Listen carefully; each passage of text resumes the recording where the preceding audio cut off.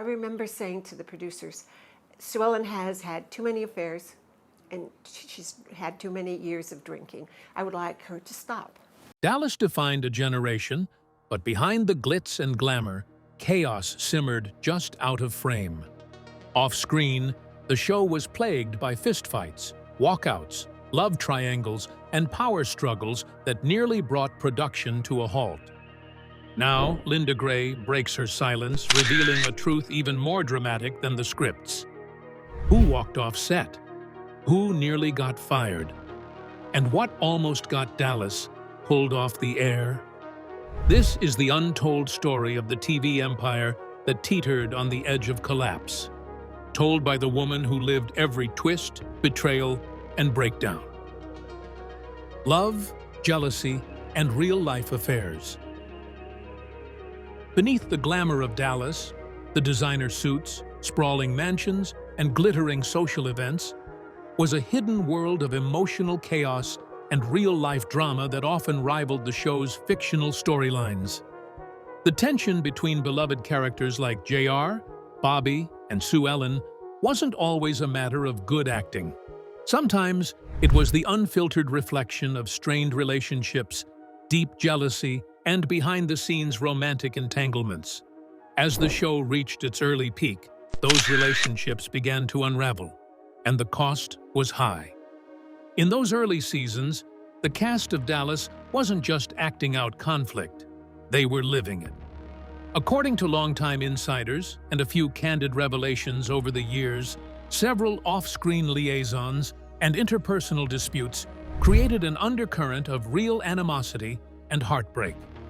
One of the most widely discussed but least officially confirmed behind-the-scenes entanglements involved Larry Hagman, Victoria Principal, and a lesser-known rising actor who quickly gained attention both for his role and his off-camera appeal. While no names were ever officially printed in the press, whispers of a love triangle surged through entertainment circles, sometimes even hinted at by cast members themselves in veiled interviews. Victoria Principal, who has always been very discreet and is protective about her private life, developed what may have turned into a romantic relationship with a male co-star immediately. Larry Hagman, meanwhile, is said to have felt pushed to the sidelines, both in his non-professional circle and in terms of his professional influence on the show. It was claimed he was increasingly upset with the distribution of scenes, screen time, and perceived favoritism.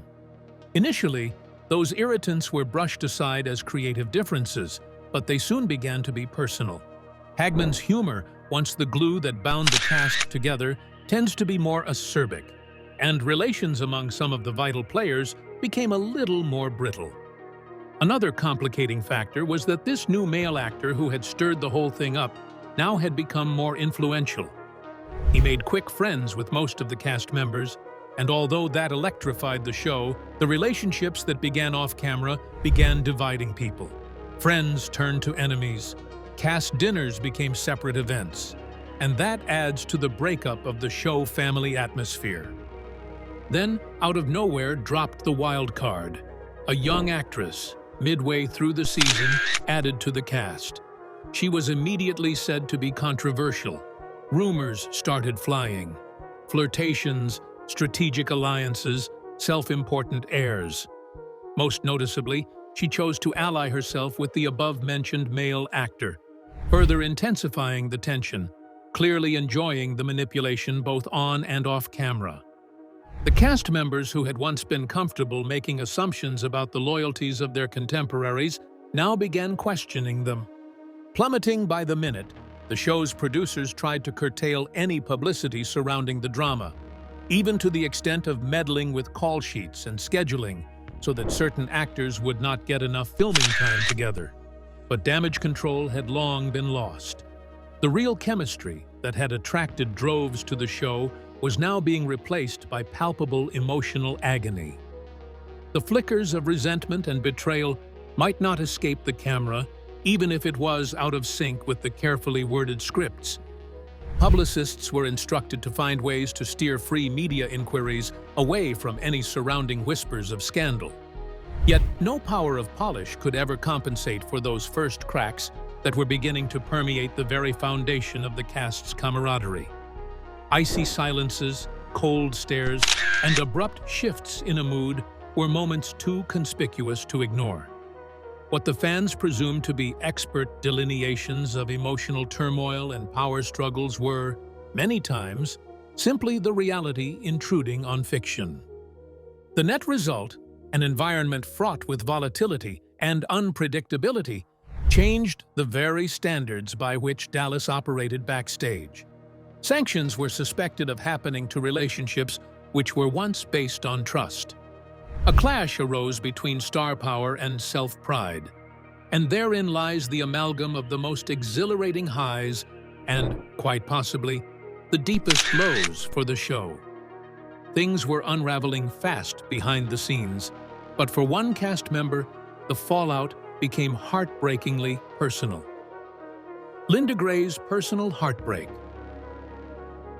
While whispers of off-screen drama swirled around the cast of Dallas, Linda Gray experienced something far more private and far more devastating than most fans ever realized. Known for her grace and professionalism on screen, Gray was living a deeply emotional and heartbreaking chapter off-screen that left permanent marks on her psyche and, ultimately, elevated her performance to an unforgettable level. During a candid 2023 podcast interview, Linda Gray spoke openly about a painful episode during the filming of Dallas Season 5. She revealed that she had developed a deep, emotionally intimate connection with a fellow cast member. He wasn't part of the show's leading trio, but someone in a recurring role, one of the quieter presences, perhaps less prominent, but still essential. Their bond grew slowly, nurtured by shared time on set, long conversations, and the kind of unspoken understanding that often grows between people experiencing the same pressures of fame and constant public scrutiny. Gray terms this relationship not a whirlwind romance, but speaks of vulnerability and mutual trust. They shared secrets regarding matters of industry politics, personal insecurities, and the emotional toll of performing high-stakes drama week after week. "He understood me," she says, or at least, I thought he did. Yet her faith shattered in the harshest way possible. Gray saw for herself that the man she trusted was dating a younger actress who was new to the cast.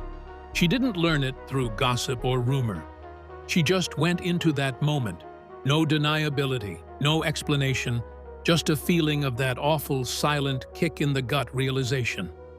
Her emotional life collapsed in that very instant. "My stomach dropped," she remembered. "And the next day, I had to act in front of him like nothing happened, like Sue Ellen loved him, like I didn't want to scream." It was no longer just a private heartbreak. It was the beginning of the mutation of her work. All of a sudden, the directors could feel that something had changed. Her eyes turned icy, her voice strained. With him, her scenes had acquired a raw quality that had previously been absent. Instead of interfering, the production team leaned into it. Linda's feelings as a woman were deposited straight into Sue Ellen's misery. Her pain became art. The fracture unveiled through the betrayal is representative of the much larger dynamic at play within the set. This younger actress is now acting out in ways that are frustrating and irritating to other cast members, all because she now has an off-screen relationship, late arrivals to work, flirting with those in power, and belittling comments. Gray, who was at one point the stabilizing force in a very complicated environment, found herself suddenly cut off emotionally. Important friendships became frayed. Even the most casual conversations now have an edge of judgment or suspicion. Producers began working long hours on manipulating schedules and doing damage control in hopes of working things out. The PR agents were to do their part in evading questions and locking the public into the story. But already, the fracture was a public affair, the kind visible in every silent glare, every stilted exchange, every emotional monologue that rang a little too true. Gray later reflected, You can't fake betrayal. You can't act your way through that kind of pain. And on Dallas, we didn't have to. Her heartbreak didn't manifest in the tabloids, but was printed down every frame. What was meant as fiction turned out to be vividly painted reflections of actual pain, and maybe the most emotionally honest work Linda Gray ever delivered. Emotions weren't the only thing boiling over on set. Soon, the real battles shifted from hearts to contracts. Contract wars and power struggles. By the early 1980s, Dallas wasn't just a hit, it was a phenomenon. Viewership soared into the tens of millions. Advertisers paid record rates. The cast became household names overnight. But with that success came something far more dangerous than any on-screen oil feud. A brutal behind-the-scenes battle for power and pay. And according to Linda Gray, it was the money, not the drama, that nearly tore Dallas apart from the inside. The first major crack came from the top. After the iconic "Who Shot J.R. Idris" cliffhanger in 1980, Dallas hit stratospheric levels of popularity. At the center of that success was Larry Hagman, whose portrayal of the scheming J.R. had become television gold. But Hagman wasn't happy with his paycheck, and he made it known. As production began on the following season, he refused to show up to set. It wasn't a bluff. Hagman missed key shooting days, causing chaos for the writers and director. Both CBS and Panic were the ones to experience the jolt. The show J.R. Ewing had them into a frenzy to write alternate versions of scenes, and even thought of recasting the character if Hagman was not willing to budge. However, they relented. To Hagman, they granted a record-setting salary increase and more creative control over his character, thus a win for Hagman. It, however, put a rift among the cast that never really healed up. Patrick Duffy, who plays Bobby Ewing, could see the writing on the wall. He was a prime character in the moral balance of the show, all the while being paid significantly less than Hagman and not given the same input to the scripts. Duffy felt underappreciated, financially and creatively. He left the show entirely in 1985, a move many thought quite shocking, citing fatigue and dissatisfaction with his role. Writers were forced to slay Bobby in what was to be remembered as one of the most controversial soap opera twists of all time. But Linda Gray's experience was perhaps the most infuriating of all. Playing Sue Ellen, her performances often bore tremendous emotional weight. If she was just not a strong actor, she was one of the planks in the show.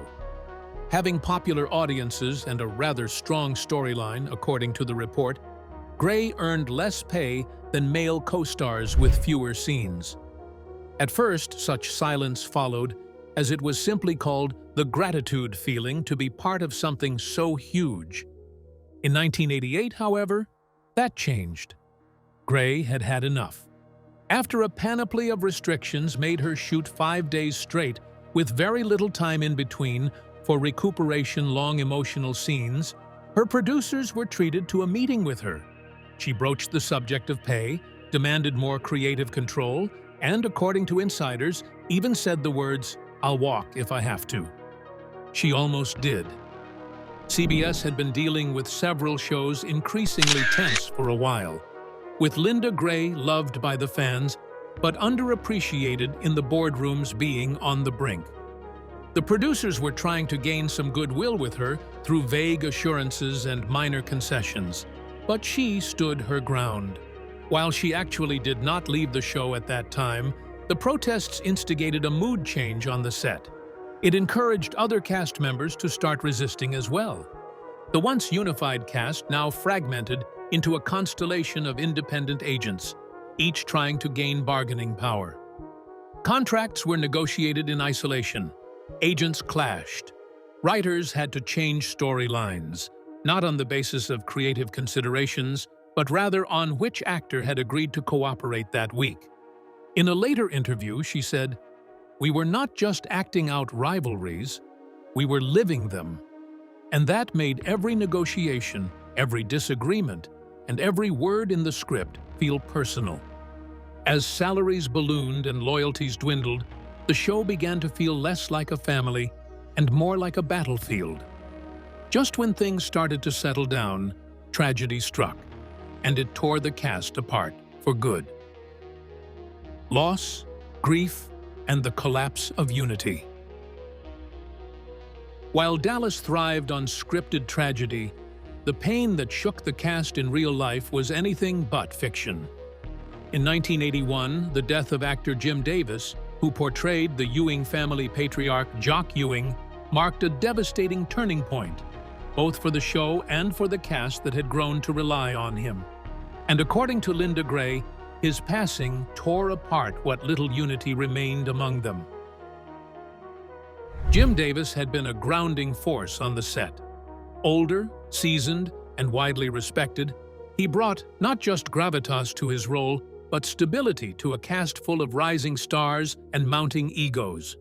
While younger actors fought for screen time or argued over contracts, Davis kept a calm, almost paternal presence.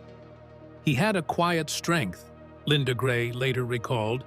He reminded us of why we were there. He was the heart of Dallas, in more ways than one.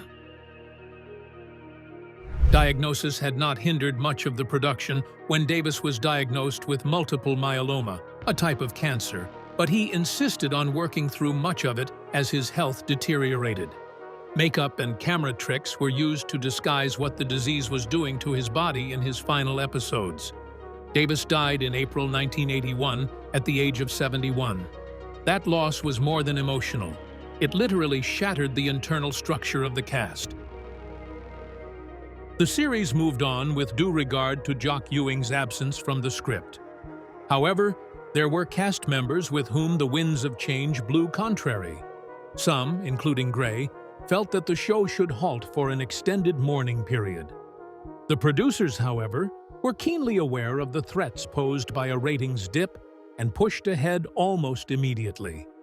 Gray, in later years, would admit that this had resulted in a deep fracture. Some of us felt betrayed, like his death was just a scheduling issue to them. Privately, the cast was divided. Some, including Larry Hagman, purportedly favored continuing without delay, believing the show must maintain momentum. Others felt that was disrespectful Patrick Duffy and Linda Gray. That disagreement ameliorated the already existing tensions, turning dormant resentment into long-lasting bitterness. From this point on, the old warmth that had existed among the original cast began to cool. Rehearsals became shorter. There were no more private dinners. Scenes were executed in a professional manner, without any feeling of companionship.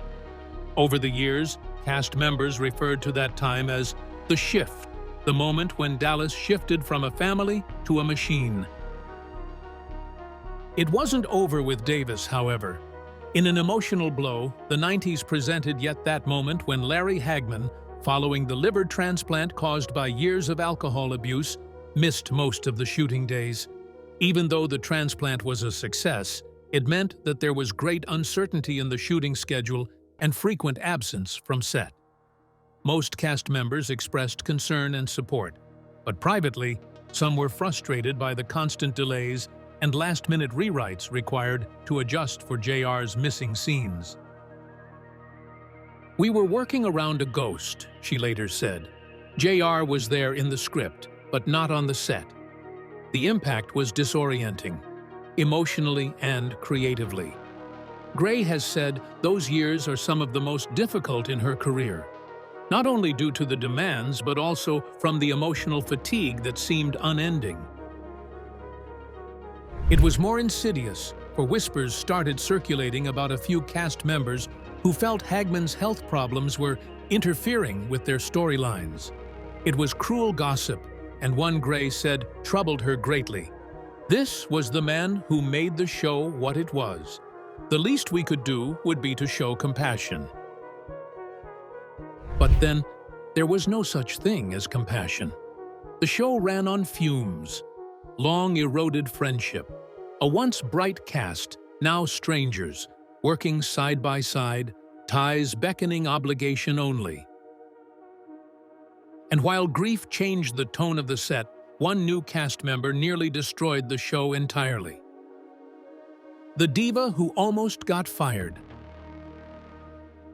By the mid-1980s, the original Dallas cast was already stretched thin, physically, emotionally, and creatively.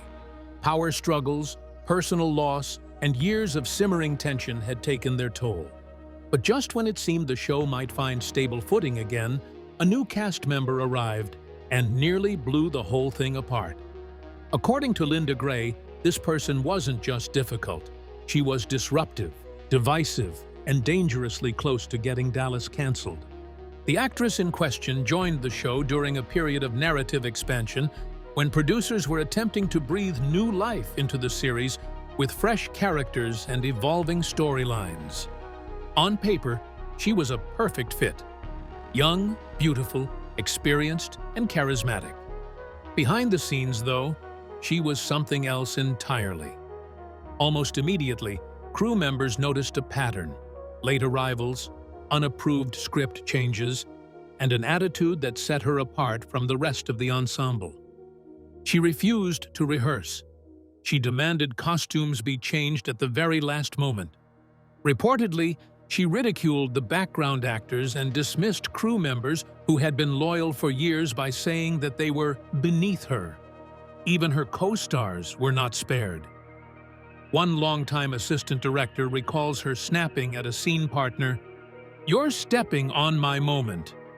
That scene partner was Linda Gray. Known for her professionalism and quiet strength, Gray didn't react at first. But as the behavior continued, ruining scenes with fluffed lines or emotional walk-offs, she knew it had gone too far. It wasn't just about one person being difficult, Gray said in 2024. It was about someone poisoning the atmosphere we'd worked so hard to protect for years. The real tipping point was a key taping for a season finale arc. The diva, with her name to remain anonymous in public statements, refused to shoot a scene on account of her dissatisfaction with the lighting.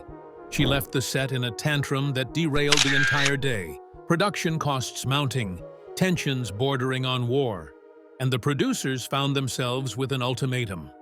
The network and executive team were not instrumental in bringing the decision forward.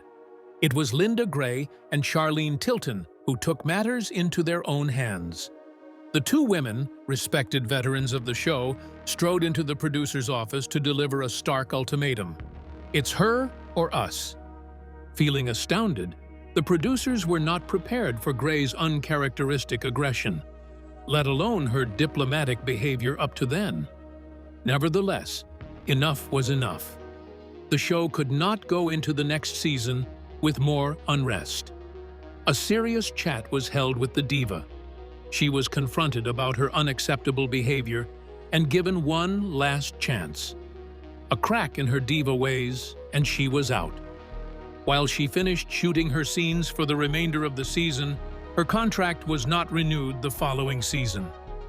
Relief was the word by which cast and crew described the atmosphere after she left. The next round of filming began with renewed intensity. Over time, however, her damage remained. Storylines in future scripts had to be scrambled and hurriedly modified. Scenes were filmed again or cut down heavily in order to dilute her presence. Years later, Gray would shake her head in a smile, grimly reminiscent of that time. She came in like a hurricane, and we were left cleaning up the wreckage. It taught the forbidden lesson on that set. Ego had limits, even in a show filled with larger-than-life personalities. From now on, Dallas editions were thoroughly scouted, not only for talent, but also for temperament. It reminds the lesson of television. It's not only about performing, it's about collaborating and compromising. And that's when one doesn't play their part. Everyone may fall. But the worst scandal was yet to come, one that involved lawsuits, censorship, and almost got Dallas banned from the air. The storyline that crossed the line. By 1986, Dallas was no stranger to controversy. Adultery, addiction, and betrayal had all been dramatized on screen in bold, unapologetic fashion. But nothing prepared the cast, or the audience, for the storyline that nearly brought the entire show crashing down. According to Linda Gray, one episode didn't just push boundaries, it shattered them, sparking national backlash, internal chaos, and the very real threat of cancellation. The controversy revolved around a planned episode centered on Sue Ellen Ewing, Linda Gray's long-suffering, emotionally tormented character. Sue Ellen had long battled alcoholism, but writers wanted to take her descent further, much further. The proposed script included a scene where Sue Ellen, blackout drunk, violently lashes out at her young son. Though the moment was intended to be raw and dramatic, it crossed a line no one expected. Linda Gray felt that the sequence was so unsettling that she could not perform it as written. She felt it didn't reflect the character of Sue Ellen and its complexity. It turned her into a one-dimensional monster. Producers argued that it would make for a gritty and groundbreaking moment. Gray, however, disagreed. It wasn't just about Sue Ellen, she would later say. It was about women watching the show who had survived abuse, who were living with addiction. I couldn't betray them.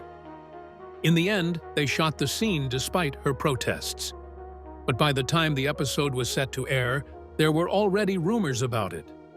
A call sheet sent out to a very limited number of crew members somehow leaked to the press. Days later, CBS was deluged with complaints. Advocacy groups, parent organizations, and even addiction recovery counselors. The idea of a primetime soap actually showing a mother intoxicated and assaulting her child was believed to be exploitive, irresponsible, and grossly offensive. Panic broke out behind the scenes. The network was already suffering criticism for violent content on other shows, and the pressure from sponsors was growing. One big advertiser made it clear it would yank monetary support unless the episode were slain. Others fell in line behind that threat. With millions of dollars and the fate of the show in the balance, CBS convened an emergency meeting with the Dallas production team. The episode was pulled from the schedule immediately, while a 2-day rewrite was ordered. Gray, although grateful, was left shaken emotionally. She felt, at one point, that perhaps she was somehow being blamed for the turmoil. According to insiders, there was talk of producers giving her a suspension for holding up production, which she confirmed in a 2023 documentary. "I thought it was over," she says, "that my career and Dallas were finished." And she was right to be worried. It had become a national controversy. Entertainment columnists began wondering whether the show had gone too far, and public faith in the show grew tenuous. Internally, it threw the cast into turmoil. Some just felt that the scene should never have been written. Others were angry about the disruption and feared that the scandal would affect ratings. And yet, Gray returned stronger than ever and led the final stand to bring Dallas to a legendary close. Redemption and Linda's legacy. After years of chaos, conflict, and close calls, Dallas eventually came to an end, but not in disgrace. Against all odds, the show that once teetered on the edge of cancellation found its footing again. And when the dust settled, one name stood out not just for surviving the storm, but for helping calm it: Linda Gray. Her journey from overlooked supporting actress to the emotional backbone of the show became one of the greatest redemption arcs in television history. When the original run of the show Dallas ended way back in 1991, most of the cast and crew members assumed that was the end of everything. They dispersed, some embittered, while others breathed a sigh of relief. But the legacy never died. Syndication kept the show alive, and fans continued to revisit South Fork Ranch like an old friend. Then, of course, in 2012, came the unthinkable. Dallas was relaunched. Now, Linda Gray was not simply playing Sue Ellen. She was very much shaping the character. With executive producers keen to honor the original series, Gray was invited into early creative meetings. She pushed for one thing: truth. If Sue Ellen was going to come back, she couldn't just be recycled. She needed depth and consequence and growth. Gray would insist that Sue Ellen's battle with alcoholism get the realism and respect treatment it deserved. No more melodrama, no more one-note suffering. The result? A reimagined Sue Ellen that critics praised as poignant, powerful, and timely. The image of a woman reclaiming herself almost after decades of public humiliation and private pain struck deep in his heart. For the first time, Sue Ellen wasn't just JR's wife or a tragic figure. She was a survivor. Same thing happens to Linda Gray. Years later, she finally had a seat at the table after enduring unequal pay and backstage conflict, creative silencing, and more. She wasn't just acting, she was leading. Even though Linda Gray is hardly ever heard of after 1980, her career speaks for itself. At 84 years of age in 2022, she continues to act and voice her opinion at many conferences regarding women's empowerment, addiction awareness, and mental health within the entertainment field. The experiences Linda had in reference to her time on Dallas, the triumphs, the heartbreak, the fights she fought on and off camera, have made Linda Gray a pillar of strength in Hollywood. Recently, when asked what she thought about Dallas today, Gray smiled and said, "It was everything. Wonderful, horrible, messy, magical. And I wouldn't change a thing." That is the legacy she is leaving behind, not just as Sue Ellen, the iconic soap opera heroine, but rather Linda Gray, the woman who stood her ground to uphold her character's dignity and, ultimately, uphold the show. Gray carries both the good and the bad stories about her co-stars: Larry Hagman, Barbara Bel Geddes, Ken Kercheval, Jim Davis, forward. Not as scandals, but more like lessons on how to create something classic, something unforgettable. Throughout her career, Gray became an unofficial mentor to younger actors, especially women entering an industry still rife with double standards. On the set of the rebooted Dallas, several cast members have noted how she offered guidance, a listening ear, and fierce protection to those navigating the same pressures she once endured in silence. Rather than dwell on past slights, she turned her hard-earned wisdom into quiet leadership, choosing collaboration over competition and empathy over ego. Her presence became a stabilizing force, proving that resilience could coexist with grace. What truly set Gray apart was her ability to transform pain into purpose, not just on screen, but behind the scenes as well. In the years following Dallas, she became a sought-after speaker and advocate for wellness in the entertainment industry, openly discussing the emotional toll of fame, the importance of mental health, and the need for stronger support systems for actors. Which Dallas scandal shocked you the most? Were you Team Sue Ellen or Team JR? Let us know in the comments. And don't forget to like, subscribe, and hit the bell so you never miss the untold truths of TV's biggest hits. Check out the next video on screen for more drama-filled deep dives.